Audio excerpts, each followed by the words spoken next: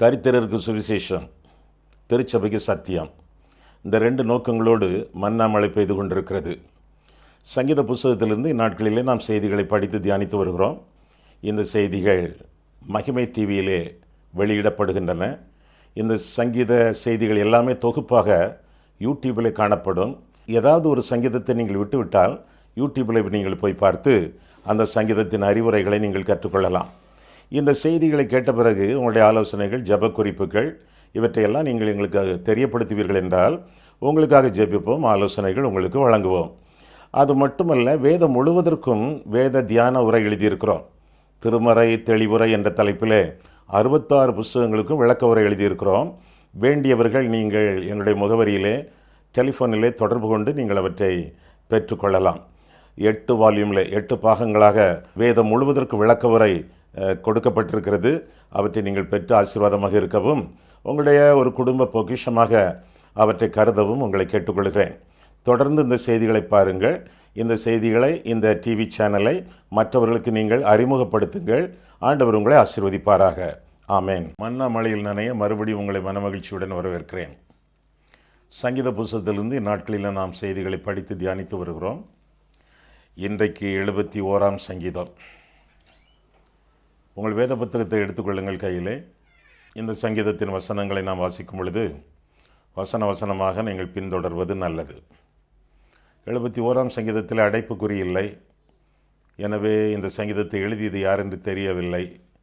எனவே வேத பண்டிதர்கள் இதை அநாதை சங்கீதம் என்று அழைக்கிறார்கள். ஆனாலும் வேத வாக்கியங்கள் எல்லாமே ஆவியானவரால் அருளப்பட்டவை என்று நான் விசுவாசிப்பதினாலே, நீங்கள் விசுவாசிப்பதினாலே அநாதை சங்கீதம் என்று சொல்லக்கூடாது. இது ஆவியானவருடைய சங்கீதம் என்று அழைக்கப்பட வேண்டும். இந்த சங்கீதத்தின் முதல் 3 வசனங்களையும் 31ஆம் சங்கீதம் முதல் 3 வசனங்களையும் ஒப்பிட்டு பார்க்கும் பொழுது இரண்டிலும் காணப்படக்கூடிய கருத்துக்கள், உண்மைகள் ஒத்தவையாக இருப்பதாக நாம் கண்டுகொள்ளலாம். வாழ்க்கையின் எல்லா நிலைமைகளின் அம்சங்களையும் குறிப்பிடக்கூடிய ஒரு சங்கீதம் இந்த 71ஆம் சங்கீதம். தன்னுடைய வாழ்க்கையில் ஆண்டவருடைய நீதியும் ஆண்டவருடைய பாதுகாவலும் விளங்க வேண்டும் என்று கருதி இந்த சங்கீதம் எழுதப்பட்டிருக்கிறதாக நாம் காண்கிறோம். இந்த சங்கீதத்தை நீதியின் கீதம் என்று அழைக்கப்படலாம். நீதி என்ற வார்த்தை இந்த சங்கீதத்தில் 5 முறை இடம்பெறுகிறது. 2ஆம் வசனத்திலே, 15ஆம் வசனத்திலே, 16ஆம் வசனத்திலே, 19ஆம் வசனத்திலே, 24ஆம் வசனத்திலே நீதி என்ற பதம் இடம்பெறுவதாக நவேதத்தில் வாசிக்கிறோம். நீதி இல்லாமல் தவித்த ஒரு மனுஷன், நீதி கேட்டு அலையக்கூடிய ஒரு மனுஷன், தன்னுடைய வாழ்க்கையில் அதிகமாக ஒடுக்கப்பட்ட ஒரு மனுஷன் பாடக்கூடிய ஒரு சங்கீதம் போல இந்த சங்கீதம் காணப்படுகிறது. அவன் தனித்து விடப்பட்டவன், இருதயத்தில் கசப்புணர்ச்சி கூட பொங்கி வழிகிறது. நீதி இல்லாமல் நிலையற்று அலையக்கூடிய ஒரு மனுஷன் பாடிய ஒரு பாடல் இந்த சங்கீதம் என்று நாம் சொல்லலாம். நீதி நிமித்தம் என்னென்ன நன்மைகள் கிடைக்கின்றன, என்னென்ன உண்மைகள் புலனாகின்றன என்பதை அறிவிக்கக்கூடிய சங்கீதம் இந்த 71ஆம் சங்கீதம். முதலாவதாக பார்க்கிறோம் நீதியினாலே விடுதலை. 2ஆம் வசனத்தை பார்க்கும் பொழுது இந்த சங்கீதத்தின் 2ஆம் வசனத்திலே, இன்னும் 11ஆம் வசனத்திலே நான் பார்க்கும் பொழுது, முதல் வசனத்திலிருந்தே வாசிக்கிறேனே, கர்த்தாவே உம்மை நம்பி இருக்கிறேன், நான் ஒருபோதும் வெட்கம் அடையாதபடி செய்யும். உமது நீதி நிமித்தம் என்னை விடுவித்து என்னை காத்தருளும். உமது செவியை எனக்கு சாய்த்து என்னை ரட்சியும் என்று சொல்வதாக இந்த பகுதியிலே நாம் பார்க்கிறோம். ஆக நீதிக்காக காத்திருக்கக்கூடிய ஒரு மனுஷன் பாடக்கூடிய ஒரு சங்கீதமாக இந்த சங்கீதம் விளங்குகிறது. ஆமாம், நீங்கள் யாராவது உங்களுடைய வாழ்க்கையிலே நீதிக்காக காத்திருக்கிறீர்களா? ஐயா, இந்த காரியத்தில் நீதி இல்லை, சொத்தை பறிகொடுத்து கொண்டிருக்கிறேன், அவ்வப்போது கோர்ட்டுக்கு நான் சென்று கொண்டிருக்கிறேன், என்னுடைய டாக்குமெண்ட்ஸ் சில சரியில்லை, அதனாலே என்னை சுற்றி இருக்கிறவர்கள், சொந்தக்காரர்கள் கூட என்னை பாதிக்கிறார்கள், வாதிக்கிறார்கள், எனக்கு விமோசனமே இல்லையா? ஆண்டவர் எனக்கு விடுதலை கொடுத்து சமாதானமும் சந்தோஷமும் தரமாட்டாரா? என்னுடைய பிரச்சனைகளிலே கர்த்தர் தலையிட்டு எனக்கு ஒரு நல்ல விடுதலையை, விமோசனத்தை ஆண்டவர் கட்டளையிட மாட்டாரா என்று நீங்கள் கருதி கொண்டிருந்தால், யோசித்து கொண்டிருந்தால், கேள்விகள் கேட்டுக்கொண்டிருந்தால், குழம்பி கொண்டிருந்தால், இந்த சங்கீதம் உங்களுக்கு சொந்த சங்கீதம். நீதி நிமித்தம் முதலாவதாக ஆண்டவர் விடுதலை தருகிறார் என்று சொல்லி வேதம் நமக்கு கற்றுக் கொடுக்கிறது. பாவத்திலிருந்து, பகைவர்கள் கையிலிருந்து, பலவீனத்திலிருந்து 3 நிலைமைகளிலே சங்கீதக்காரன் விடுதலை பெறுவதாக இந்த சங்கீதத்தில் நாம் பார்க்கிறோம். முதலாவதாக பாவத்திலிருந்து விடுதலை எங்கே பார்க்கிறோம்? 2ஆம் 3ஆம் வசனங்களிலே நாம் பார்க்கும் பொழுது 71 சங்கீதம் 2 வசனம். உமது நீதி நிமித்தம் என்னை விடுவித்து என்னை காத்தருளும், உமது செவியை சாய்த்து என்னை ரட்சியும் என்று ஜெபிப்பதாக இந்த பகுதியில் என்ன வாசிக்கிறோம். உம்முடைய செவியை சாய்த்து என்னை ரட்சியும். 3 வசனத்திலே, நான் எப்பொழுதும் வந்தடையத்தக்க கண்மலையாயிரும், என்னை ரட்சிப்பதற்கு கட்டளையிட்டீரே, நீரே என் கண்மலையும் என் கோட்டையுமாய் இருக்கிறீர் என்று சொல்லி தொடர்ந்து சங்கீதக்காரன் சொல்வதாக நாம் பார்க்கிறோம். பாவத்திலிருந்து விடுதலை, ரட்சிப்பு இயேசுவானவர் முடித்து வைத்த ஒரு வேலை. இந்த உலகத்தில் நாம் பிறப்பதற்கு முன்பே கிறிஸ்து நமக்காக பிறந்து சிலுவையில் நமக்காக இறந்து நமக்கு வேண்டிய ரட்சிப்பை சம்பாதித்து வைத்திருக்கிறார். அந்த ரட்சிப்பை விசுவாசத்தோடு நம்முடைய வாழ்க்கையிலே சொந்தமாக்கி கொண்டு வாழ வேண்டியது நம்முடைய கடமை ஆகும். இந்த ரட்சிப்பு யாருக்கு சொந்தம்? ஆண்டவர் எல்லாருக்காகவும் இந்த உலகத்தில் மரித்திருக்கிறார். பிதாவே, இவர்களுக்கு மன்னியும், தாங்கள் செய்கிறது இன்னதென்று அறியாதிருக்கிறார்களே என்று சொல்லியிருக்கிறார். யாரை மன்னித்தார்? எல்லாரையும் மன்னித்தார். எல்லாரையும் மன்னித்தார், எல்லாரும் மன்னிக்கப்படவில்லை. இது என்ன செய்தி? எல்லாரையும் கர்த்தர் மன்னித்தார், ஆனால் எல்லாருமோ மன்னிப்பை பெறவில்லை. 2 கள்ளர்கள், கிறிஸ்துவுடனே கூட சிலுவையில் அறையப்பட்டவர்கள். ஒருவன் மன்னிப்பை பெற்றான், இன்னொருவன் மன்னிப்பை பெறவில்லை. இருப்பினும் எல்லாரையும் கர்த்தர் மன்னித்தார். இன்றைய கிறிஸ்தவ உலகத்தின் பரிதாபமான ஒரு நிலைமை என்னவென்றால், மன்னிக்கப்பட்டவர்கள் மன்னிப்பை பெறவில்லை. மனம் திரும்பினவர்களுக்கு மட்டும்தான் மன்னிப்பு. இந்த மனுஷன் மனம் திரும்பினான், மனம் திரும்பிய கள்ளன் மன்னிப்பை பெற்றான். இந்த மனுஷன் மனம் திரும்பாத கள்ளன் மன்னிப்பை பெறவில்லை. ஆண்டவர் மன்னித்தும் மன்னிப்பை பெறாமல் அநேகர் பரிதாபமாக இந்த உலகத்திலே ஜீவித்து கொண்டிருக்கிறார்கள். காரணம், மனம் திரும்பவில்லை. தேவன் கிறிஸ்துவின் மூலமாக அருளும் மன்னிப்பு எல்லாருக்கும் பொதுவானது, எல்லாருக்கும் பொருந்தாது. யாருக்கு பொருந்தும்? மனம் திரும்பி இயேசுவை இரட்சகராக ஏற்றுக்கொள்கிறவர்கள், அவர்களுக்கு மட்டுமே கர்த்தர் அருளும் மன்னிப்பு சொந்தமாகும். ஆமாம், நீங்கள்லாம் மன்னிக்கப்பட்டவர்கள். மன்னிக்க பெற்றவர்களா? மன்னிப்பை பெற்றவர்களா? ஆண்டவர் உங்களுக்கு மன்னிப்பை கொடுத்திருக்கிறாரா? ரட்சிக்கப்பட்டிருக்கிறீர்களா? மறுபடியும் பிறந்திருக்கிறீர்களா? ஜீவ புஸ்தகத்தில் உங்கள் பெயர் எழுதப்பட்டிருக்கிறதா? இதற்கெல்லாம் ஆம் என்று சொன்னால்தான் நீங்கள் அர்த்தமுள்ள ஜீவியம் செய்து கொண்டிருக்கிறீர்கள் என்று அர்த்தம். இல்லை, குழப்பமாக இருக்கு, தெளிவு இல்லை, மன்னிக்கப்பட்ட மாதிரி தெரியலை அப்படின்னு சொன்னால் அதற்கு ஒரே காரணம், மனம் திரும்பவில்லை. நீங்கள் மனம் திரும்பி இருந்தால் விசுவாசம் உங்கள் இருதயத்தில் பொங்கும்.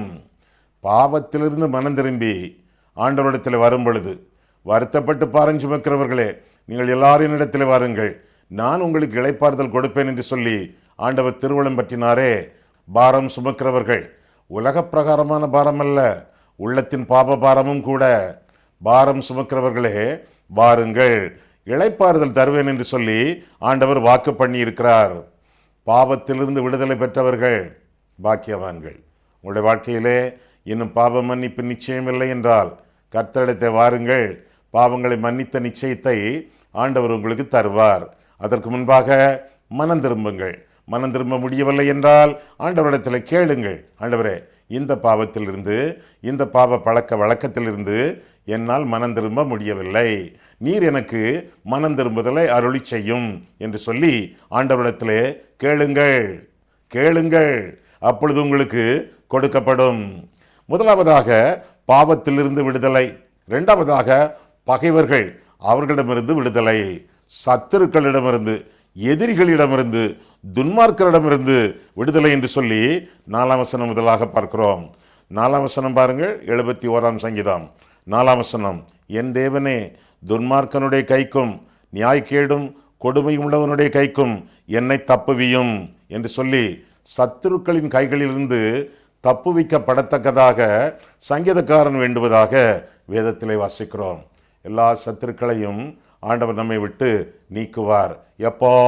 ஆண்டவராக இயேசு கிறிஸ்து பாவ சஞ்சலத்தை நீக்கக்கூடிய நண்பராக நம்முடைய வாழ்க்கையிலே மாறும் பொழுது, ஆண்டவர் நண்பராக மாறும் பொழுது சத்துருக்கள் உங்களை ஜெயிக்க முடியாது. ஆண்டவரை நண்பராக வையாமல் விரோதியாக வைத்துக் கொண்டிருப்பீர்கள் என்றால் நிறைய விரோதிகள் வாழ்க்கையில் எழும்புவார்கள். இயேசு கிறிஸ்து உங்களுடைய நண்பரா விரோதியா? நான் நண்பர் என்று வைத்துக் கொள்வோமே, தூரத்தில் கண்டவுடனே கதவை நன்றாக திறப்பீர்கள், ஜன்னல்களை திறப்பீர்கள், ஃபேன் போடுவீர்கள், லைட்டை எல்லாம் ஆன் பண்ணுவீர்கள். காரணம், நான் நண்பர், ஐயா வாங்க ஐயா என்று சொல்லி வரவேற்பீர்கள். நான் விரோதி என்றால் தூரத்தில் வரும்பொழுது திறந்த கதவை மூடுவீர்கள், ஜன்னலை அடைப்பீர்கள், லைட்டை ஆஃப் பண்ணுவீர்கள், ஃபேனை நிறுத்துவீர்கள். ஏனென்றால் விரோதி, ஏற்றுக்கொள்ள மாட்டீர்கள். ஆனால் நான் வருவேன், உங்களிடத்தில் வர விரும்புகிறேன், வாசற் கதவை தட்டுகிறேன், நீங்கள் திறக்கவில்லை. காரணம், என்னை விரோதியாக எண்ணுகிறீர்கள். இயேசுவானவர் சொன்னார், இதோ வாசற்படியில் நின்று தட்டுகிறேன், ஒருவன் என் சத்தத்தை கேட்டு கதவை திறந்தால் நான் அவனுக்குள்ளே பிரவேசிப்பேன், அவனோடு போஜனம் பண்ணுவேன், அவன் என்னோடு போஜனம் பண்ணுவான் என்று சொல்லி தம்மை நண்பராக, தாம் உங்களுடைய வீட்டுக்கு வருகிறவராக, உங்களுடைய வீட்டில் தங்குகிறவராக ஆண்டவர் எண்ணி கதவை தட்டி கொண்டிருக்கிறார். இருதய கதவை. இயேசு உங்களுடைய நண்பரா விரோதியா? நண்பர் என்றால் ஏற்றுக்கொள்வீர்கள், விரோதி என்றால் வெளியே வைப்பீர்கள். எத்தனை வருஷம்? 20 வருஷம், 60 வருஷம், 80 வருஷமாக ஆண்டவர் இருதயத்தின் வாசற்படியில் நின்று தட்டி கொண்டிருக்கிறார். விரல் வலிக்குமே. வாசற்படியில் நின்று தட்டும் ஆண்டவரை வாசம் பண்ண உங்கள் இருதயத்திலே, இல்லத்திலே, இல்லறத்திலே ஏற்றுக்கொண்டு வாழ அழைக்கப்படுகிறீர்கள். முதலாவதாக பாவத்திலிருந்து விடுதலை, இரண்டாவதாக பகைவர்களிடமிருந்து விடுதலை, மூன்றாவதாக பலவீனத்திலிருந்து விடுதலை. பலவீனம், நோய், களைப்பு, பரிதாபமான சரீரத்தின் நிலைமை, இதிலிருந்தெல்லாம் ஆண்டவர் விடுதலை தருவதாக 9ஆம் வசனம் முதலாக பார்க்கிறோம். முதிர் வயதில் என்னை தள்ளிவிடாமலும் என் பலன் ஒடுங்கும் போது என்னை கைவிடாமலும் இரும் என்று சொல்லி 9ஆவது வசனத்திலே வாசிக்கிறோம். இன்னும் 18ஆம் வசனத்திலே, இப்பொழுதும் தேவனே இந்த சந்ததிக்கு உமது வல்லமையையும் வரப்போகிற யாவருக்கும் உமது பராக்கிரமத்தையும் நான் அறிவிக்கும் அளவும் முதிர் வயதும் நரைமயிரும் உள்ளவனாகும் வரைக்கும் என்னை கைவிடீராக. பலவீனமான வாழ்க்கை, முதிர் வயதான வாழ்க்கை, தள்ளாடும் வாழ்க்கை, அந்த வாழ்க்கையிலும் என்னை கைவிடாமல் என்னை விடுவித்து என்னை ஆசீர்வதித்து மற்றவர்களுக்கு நான் உம்மை குறித்து சொல்லத்தக்கதாக என்னை ஆசீர்வதியும், என்னை பலப்படுத்தும் என்று சொல்லி சங்கீதக்காரன் வேண்டுவதாக வேதத்திலே வாசிக்கிறோம். 92ஆம் வசனத்திலே வாசிக்கிறோம், அவர்கள் முதிர் வயதிலும் கனிதந்து புஷ்டியும் பசுமையுமாய் இருப்பார்கள் என்று சொல்லி அந்த அனுபவத்தை, அந்த ஆசீர்வாதத்தை சொந்தமாக்கி கொள்ளத்தக்கதாக சங்கீதக்காரன் ஜெபிப்பதாக நாம் பார்க்கிறோம். பாவத்திலிருந்து, பகைவர்களிடமிருந்து, பலவீனத்திலிருந்து விடுதலை பெற சங்கீதக்காரன் ஆசிப்பதாக, ஆண்டவரிடத்தில் வேண்டுவதாக நாம் வேதத்திலே வாசிக்கிறோம். இதற்கொத்த வசனங்கள் ரோமர் 5ஆம் அதிகாரத்தில் காணப்படுகின்றன. ரோமர் 5ஆம் அதிகாரத்தில் கர்த்தர் எவ்விதமாக நம்மை விடுவிக்கிறார், எவ்விதமாக நம்மை ரட்சிக்கிறார் என்பதை ரோமர் 5ஆம் அதிகாரம் 6ஆம் வசனம் முதலாக நாம் வாசிக்கிறோம். ரோமர் 5:6 முதலாக நாம் பார்க்கிறோம். அன்றியும் நாம் பலனற்றவர்களாய் இருக்கும் போதே குறித்த காலத்தில் கிறிஸ்து அக்கிரமக்காரருக்காக மரித்தார். பலனற்றவர்கள், பலவீனர்கள், அவர்களுக்காக ஆண்டவர் மரித்தார். நீதிமானுக்காக ஒருவன் மரிக்கிறது அரிது, நல்லவனுக்காக ஒருவேளை ஒருவன் மரிக்க துணிவான். 8ஆம் வசனம், நாம் பாவிகளாயிருக்கையில், முதல்ல பலவீனம், இப்போ பாவம். நாம் பாவிகளாயிருக்கையில் கிறிஸ்து நமக்காக மரித்ததினாலே தேவன் நம்மேல் வைத்த தமது அன்பை விளங்க பண்ணினார். இப்படி நாம் அவருடைய இரத்தத்தினாலே நீதிமான்களாக்கப்பட்டிருக்க கோபாக்கனைக்கு நீங்களாக அவராலே நாம் ரட்சிக்கப்படுவது அதிக நிச்சயமாமே. 10ஆம் வசனம் பாருங்கள், ரோமர் 5:10, நாம் தேவனுக்கு சத்துருக்களாயிருக்கையில், பகைவர்களாயிருக்கையில். 6ஆம் வசனம் பலவீனம், 8ஆம் வசனம் பாவம், 10ஆம் வசனம் பகை. நாம் தேவனுக்கு சத்துருக்களாயிருக்கையில் அவருடைய குமாரனின் மரணத்தினாலே அவருடனே ஒப்புரவாக்கப்பட்டோமானால், ஒப்புரவாக்கப்பட்ட பின் நாம் அவருடைய ஜீவனாலே ரட்சிக்கப்படுவது அதிக நிச்சயமாமே என்று சொல்லி வேதத்தில் வாசிக்கிறோம். இந்த உலகத்திலே கூட நம்முடைய வாழ்க்கையிலே பாவத்திலிருந்து, பகைவர்களிடமிருந்து, பலவீனத்திலிருந்து கர்த்தர் நம்மை விடுவிக்கிறார். முதலாவதாக விடுதலை, இரண்டாவதாக விளம்பரம். விளம்பரம், நானோ என்று சொல்லி 14ஆம் வசனம் ஆரம்பிக்கிறது. நானோ உம்மை பிரசித்தம் பண்ணுவேன், உம்மை குறித்து மற்றவர்களிடத்தில் சொல்லுவேன். விசுவாசியாகிய நான் விளம்பரம் பண்ணுவேன். அது என்ன விளம்பரம்? சுய விளம்பரம் அல்ல, சுவிசேஷ விளம்பரம். உம்மை குறித்து அறிவிப்பேன். நான் பெற்ற இன்பம், பெருக இவ்வையகம் என்று சொல்லி அடுத்தவர்களுக்கு உம்மை குறித்து அறிவிப்பேன். என்னத்தை அறிவிப்பேன்? 14 வசனத்திலே எப்பொழுதும் உம் பேரிலே நம்பிக்கை கொள்ள வேண்டும் என்பதை அறிவிப்பேன். எப்பொழுதும் நம்பிக்கை, எந்த சூழ்நிலையிலும் நம்பிக்கை, இருளிலே நம்பிக்கை, அவிசுவாசத்திலே நம்பிக்கை, குழப்பத்திலே நம்பிக்கை. ஒரு டனல், அதன் வழியாக நடந்து கொண்டிருக்கிறோம். எங்கு பார்த்தாலும் இருட்டு, கையில் ஒரு டார்ச், அதை வைத்துக்கொண்டு நடந்து கொண்டே இருக்கிறோம். அப்படியே நடப்போமோ? ரொம்ப தூரம் நடப்போமோ? கிலோமீட்டர் கணக்கில் நடப்போமோ? இல்லை. இன்னும் கொஞ்ச நேரத்தில், இன்னும் ஒருவேளை சில மணித்துளிகளிலே அந்த பக்கம் வந்துவிடும். டனலின் மறுபக்கம் வந்துவிடும் நம்பிக்கை. நம்முடைய வாழ்க்கையிலே கூட இருண்ட பகுதியிலே நாம் நடந்து கொண்டிருந்தாலும், குழப்பமான ஒரு சூழ்நிலைகளிலே வாழ்ந்து கொண்டிருந்தாலும் அது கொஞ்ச காலம். திரும்ப வெளிச்சத்துக்கு நாம் வருவோம், மீண்டும் எழும்பி பிரகாசிப்போம். இந்த ஊரிலே கார்மேகம் சூழ்ந்து எங்கு பார்த்தாலும் மேகம் கருப்பாக இருந்தால் உலகம் அழியும், இந்த ஊர் அழியும் என்ற உண்மையா? இல்லை. கார்மேகம் சூழ்கிறது என்றால் மழை பெய்ய போகிறது என்ற அர்த்தம். அதுபோல கார்மேகங்கள் உங்களை சூழ்ந்து கொண்டிருந்தால் மழை பெய்யும் என்பதை அறிந்து கொள்வோம். ஆசீர்வாதமான மழை உங்களுடைய வாழ்க்கையிலே பெய்யும். எனவே எப்பொழுதும் நம்பிக்கையோடு இருக்க வேண்டியது அவசியம். கர்த்தர் நம்புகிறவர்கள் பாக்கியவான்கள், செழிப்பார்கள் என்று சொல்லி வேதத்தில் வாசிக்கிறோம். இன்னும் எவற்றை அறிவிப்பது? முதலாவதாக கர்த்தர் மேல் உள்ள நம்பிக்கை அறிவிப்பது. இரண்டாவதாக அவருடைய நீதியை அறிவிப்பது, அவருடைய நீதியை பற்றி மேன்மை பாராட்டுவது என்று சொல்லி 16ஆம் வசனத்தில் வாசிக்கிறோம். அவருடைய நீதி என்ன நீதி? இயேசுவை பற்றும் நீதி, அவரை விசுவாசிப்பதனால் வரக்கூடிய தேவ நீதி. நம்மை அக்கிரமக்காரர்கள், பாவிகள், துன்மார்க்கர்கள் என்றல்ல, இயேசுவை விசுவாசிக்கும் பொழுது தேவ நீதியை விசுவாசத்தினாலே பெற்று நீதிமான்களாக அங்கீகரிக்கப்படுகிறோம். ஆண்டவருடைய நீதிகரிப்பை நம்முடைய வாழ்க்கையிலே பெற்றுக்கொள்வதை மற்றவர்களிடத்திலே அறிவிக்க வேண்டும். 17ஆம் வசனத்திலே அவருடைய அதிசயங்களை அறிவிக்க வேண்டும். உன்னை அதிசயங்களை காணப்படுவேன் என்று ஆண்டவர் சொன்னார். மீகா 7:15 கர்த்தர் அதிசயங்களை செய்வார், அற்புதங்களை நடத்துவார். அறிந்து கொள்ளுங்கள், என்ன சூழ்நிலையில் நீங்கள் இருந்தாலும், தண்ணீரை கடந்தாலும் சரி, அக்கினியினூடாக நடந்தாலும் சரி, ஆண்டவர் அதிசயங்களை செய்து உங்களை மீட்டுக் கொள்வார். இதை அறிவியுங்கள். எதையெல்லாம் அறிவிக்க வேண்டும்? அவர் மேலுள்ள நம்பிக்கையை. இரண்டாவதாக அவர் தரக்கூடிய நீதியை. மூன்றாவதாக அவர் செய்யக்கூடிய அதிசயங்களை. நான்காவதாக 18 முதல் 21 வசனங்களிலே பார்க்கும் பொழுது அவருடைய வல்லமையை, அவருடைய பராக்கிரமத்தை அறிவியுங்கள் என்று சொல்லி வேதம் கற்றுக் கொடுக்கிறது. எப்படி? கடந்த கால வெற்றிகளை சொல்லுங்கள், நிகழ்கால பாதுகாப்பை சொல்லுங்கள், வருங்காலத்தை பற்றிய நம்பிக்கை, வாக்குத்தத்தங்கள், இவை எல்லாவற்றையும் சொல்லுங்கள். கடந்த காலத்திலே, நிகழ்காலத்திலே, வருங்காலத்திலே ஆண்டவர் செய்கிற செய்ய போகிற எல்லா நன்மைகளையும் சொல்லுங்கள். இது ஆண்டவருக்கு நாம் செய்யக்கூடிய விளம்பரம், பறைசாற்றுதல், பிரசித்தம் பண்ணுதல். இதிலே கர்த்தர் பிரியமாய் இருக்கிறார் என்று சொல்லி வேதம் நமக்கு கற்றுக் கொடுக்கிறது. இதையெல்லாம் செய்கிறீர்களா? கர்த்தர் மேல் நம்பிக்கை வையுங்கள் என்று சொல்லி உலகத்தில் சொல்லுகிறீர்களா? அக்கம் பக்கத்தில் சொல்லுகிறீர்களா? நண்பர்கள் மத்தியிலே, சொந்தக்காரர்கள் மத்தியிலே சொல்லுகிறீர்களா? ஆண்டவரை பற்றும் நம்பிக்கையை, ஆண்டவர் பேரில் வைக்கக்கூடிய பற்றுறுதியை மற்றவர்களிடத்திலே எடுத்துரையுங்கள். உங்கள் விசுவாசத்தை உங்களுக்குள்ளே வைத்திராதிருங்கள்.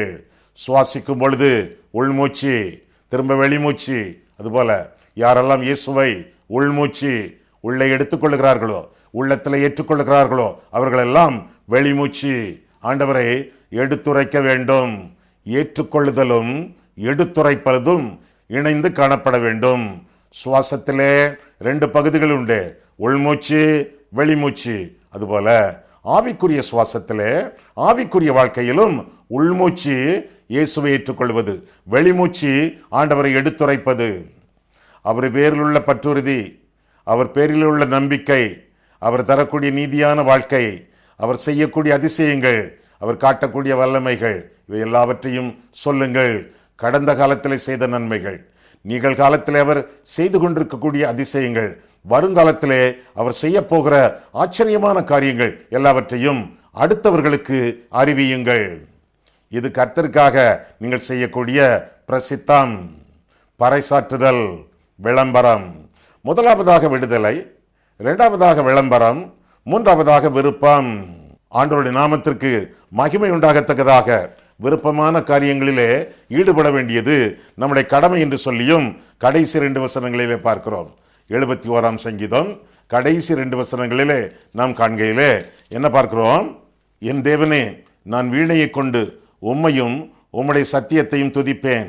இஸ்ரவேலின் பரிசுத்தரே, சுரமண்டலத்தை கொண்டு உம்மை பாடுவேன். நாம் பாடும்போது என் உதடுகளும் நீர் மீட்டுக்கொண்ட என் ஆத்துமாவும் கம்பீரித்து மகிழும். கடைசி வசனம், எனக்கு பொல்லாப்பை தேடுகிறவர்கள் வெட்கி லட்சிய அடைந்தபடியால் நாள்தோறும் என் நாவு உமது நீதியை கொண்டாடும் என்று சொல்லி இந்த சங்கீதம் முடிகிறது. ஆக முதலாவதாக விடுதலை, இரண்டாவதாக விளம்பரம், மூன்றாவதாக விருப்பம். சங்கீதக்காரனுடைய விருப்பம் என்ன? 1, ஆண்டவரை நான் துதிப்பேன். 22ஆம் வசனத்திலே கர்த்தரை துதிக்கக்கூடிய துதி அவனுடைய வாயிலே எப்பொழுதும் இருக்கத்தக்கதாக, அவனுடைய வாயிலே எப்பொழுதும் இருக்கத்தக்கதான விருப்பம் அவனிடத்தில் காணப்படுவதாக வேதத்திலே வாசிக்கிறோம். எப்பொழுதும் உங்களுடைய வாய் கர்த்தரை துதித்து கொண்டே இருக்க வேண்டும். கர்த்தரை எக்காலத்திலும் ஸ்தோத்திரிப்பேன், அவர் துதி எப்போதும் என்னுடைய வாயிலே இருக்கும் என்று சங்கீதக்காரன் சொல்லுவது போல துதியின் முணுமுணுப்பு உங்களுடைய வாயிலே இருக்க வேண்டும். படுக்கையிலிருந்து எழும்பும் பொழுது, பாத்ரூமுக்கு செல்லும் பொழுது, பணிவிடைகள் செய்யும் பொழுது துதி இருந்து கொண்டே இருக்க வேண்டும். ஒரு இடத்துல பேச போகிறீர்களா? துதி இருக்க வேண்டும். டெலிஃபோன் மணி அடிக்கிறது, எடுக்க போகிறீர்களா? எடுக்க போவதற்கு முன்பே கர்த்தருக்கு ஸ்தோத்திரம் என்று சொல்லிவிட்டு போங்க. நல்ல செய்திகள் வரும், கெட்ட செய்திகள் வந்தாலும் உங்களுடைய நன்மைக்கு ஏதுவாகவே இருக்கும். அவருடைய நாமத்தின் மேல் விசுவாசம் உள்ளவர்களாய் அவரை ஏற்றுக்கொண்ட எல்லாருக்கும் இந்த நன்மைகள் கிட்டும். அன்றியும் அவருடைய தீர்மானத்தின்படி அழைக்கப்பட்டவர்களாய் தேவனிடத்தில் அன்பு கூறுகிறவர்களுக்கு சகலமும் நன்மைக்கு ஏதுவாக நடக்கும். முதலாவதாக துதிப்பது, இரண்டாவதாக பாடுவது. 22ஆம் வசனம் முதல் 23ஆம் வசனம் வரை பார்க்கும் பொழுது முதலாவதாக துதிப்பேன் என்று சொல்கிறவன் இரண்டாவதாக பாடுவேன். எவ்வளவு உற்சாகம் இருந்தால் பாட்டு வரும், எவ்வளவு இருதயத்தில் ஆதூரமான விசுவாசம் இருந்தால் பாட்டு வரும், எவ்வளவு ஆண்டவர் மேல் அன்பு வந்தால் பாட்டு வரும். ஆண்டவரை நான் நன்றியோடு பாடுவேன். ஆண்டவர் எனக்கு தரக்கூடிய நன்மையிலே நன்றி செலுத்துவேன், துன்பத்திலே துதி செலுத்துவேன். கர்த்தர் கொடுத்தார், கர்த்தர் எடுத்தார், கர்த்தருடைய நாமத்திற்கு ஸ்தோத்திரம். கொடுத்தாலும் ஸ்தோத்திரம், எடுத்தாலும் ஸ்தோத்திரம். துதியின் வாழ்க்கை நம்முடைய வாழ்க்கையாக இருக்க வேண்டும். துதியின் வாழ்க்கை என்னுடைய வாழ்க்கையில இல்லாவிட்டால் நான் செத்து போவது எனக்கு நலம். உயிருள்ளவர்கள் ஆண்டவரை ஓயாமல் துதிக்க வேண்டும். முதலாவதாக துதிப்பேன், இரண்டாவதாக பாடுவேன், மூன்றாவதாக கொண்டாடுவேன். ஆண்டவருடைய அன்பை கொண்டு ஆடுவேன், கொண்டாடுவேன். ஆண்டவர்களே, எப்பொழுதும் சந்தோஷமாய் இருப்பேன், கர்த்தருக்குள் சந்தோஷமாயிருங்கள் என்று மறுபடியும் சொல்லுகிறேன் என்று சொல்லி பவுல் சொல்லுகிறானே, பிலிப்பியர் 4ஆம் அதிகாரம் 4ஆம் வசனம். அதுபோல எல்லா நிலைமைகளிலும் சந்தோஷத்தோடும் சமாதானத்தோடும் ஜீவிக்க வேண்டியது நம்முடைய கடமை. இதெல்லாம் யாருக்கு சொந்தம்? நீதி நிமித்தம் நீதிமான்களுக்கு சொந்தம். நீதிமான்களாக இந்த உலகத்தில் வாழ்கிறவர்கள் இயேசுவின் இரக்கத்தினாலும் இரத்தத்தினாலும் அவர் மேல் வைக்கக்கூடிய பற்றுறுதியினாலும் விசுவாசத்தினாலும் நீதிமான்களாக எண்ணப்படுகிறவர்கள் இந்தந்த காரியங்களை செய்வார்கள். ஆண்டவர் அவர்களுக்கு விடுதலையை கொடுப்பார். அவர்களோ ஆண்டவரை விளம்பரம் பண்ணுவார்கள், அவருடைய விருப்பத்தை நாடோறும் தெரிவிப்பார்கள். கர்த்தர் அவர்கள் மேல் விருப்பத்தை வைத்திருப்பதினாலே அவர்கள் கர்த்தரை விரும்புவார்கள். ஒவ்வொரு நாளும் விரும்புவார்கள், ஒவ்வொரு வேளையும் விரும்புவார்கள். விரும்பும் அவர்கள் துதிப்பார்கள், பாடுவார்கள், கொண்டாடுவார்கள். நீதிமான்களாக இந்த உலகத்திலே நீங்கள் ஜீவிக்கிறீர்களா அல்லது அநீதியான வாழ்க்கை வாழ்ந்து கொண்டிருக்கிறீர்களா? நீதிமான்களாக நீங்கள் ஜீவிக்க வேண்டும் என்றால் பாவத்திலிருந்து மனம் திரும்பி இயேசு சிலுவையிலே முடித்து வைத்த ரட்சிப்பை விசுவாசத்தோடு வாழ்க்கையிலே சொந்தமாக்கி கொண்டு ஆண்டவருடைய கிருபையினாலே நீதிமான்களாக எண்ணப்பட்டு வாழுங்கள். அப்பொழுது துதிப்பீர்கள், ஆண்டவரை பாடுவீர்கள், புகழுவீர்கள், கொண்டாடுவீர்கள். அப்பேற்பட்ட நல்ல ஆசீர்வாதம் உங்களுக்கும் உங்களுடையவர்களுக்கும் சொந்தமாகத்தக்கதாக ஆண்டவர் உங்களையும் உங்கள் குடும்பத்தையும் ஆசீர்வதிப்பாராக. ஆமேன். கண்களை மூடுவோம், கர்த்தரை பார்ப்போம். அன்புள்ள ஆண்டவரே, உம்முடைய வசனத்தை ஆராயவும், எங்கள் வாழ்க்கையை ஆராயவும் உம்முடைய சந்நிதியிலே எங்களை வழிநடத்தினீர். அதற்காக உமக்கு ஸ்தோத்திரம் ஆண்டவரே. கர்த்தாவே, இந்த சங்கீதத்தின் மூலமாக எங்களோடு பேசின தயவுக்காக உமக்கு ஸ்தோத்திரம். நீர் விடுதலை நாயகர், வெற்றியை தரக்கூடியவர். எனவே உம்மை விளம்பரம் பண்ணி, உம்மை மகிமைப்படுத்தி, உம்மை பிரசித்தம் பண்ணி, உம்மை பறைசாற்றி, உமக்கு மகிமையாக சாட்சியின் வாழ்க்கை வாழத்தக்கதாக எங்களை நீர் ஆசீர்வதியும். எங்களுடைய விருப்பம் ஆண்டவரே, உம்மை துதித்து பாடுவது, உம்முடைய நாமத்தை கொண்டாடுவது. இந்த வாழ்க்கை எங்களுடைய சொந்த வாழ்க்கையாக இருக்கவும், இந்த வாழ்க்கை எங்களுடைய வாழ்க்கையின் நிரந்தர வாழ்க்கையாக இருக்கவும் தக்கதாக எங்களை ஆசீர்வதித்து, உம்முடைய ஆசீர்வாதமாக திருச்சபையிலே, சமூகத்திலே நீர் எங்களை பாவியும். இயேசு கிறிஸ்துவின் நாமத்தில் ஜெபிக்கிறோம் பிதாவே. ஆமேன்.